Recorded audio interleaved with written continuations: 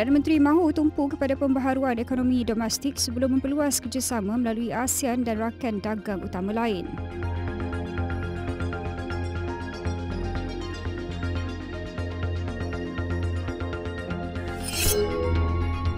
Ketua Polis Daerah Dang Wangi, Asisten Komisioner Sulizmi Afandi Sulaiman sahkan terima makluman mengenai hasrat sekumpulan badan bukan kerajaan NGO untuk menganjurkan satu perhimpunan di Ibu Negara pada Sabtu ini.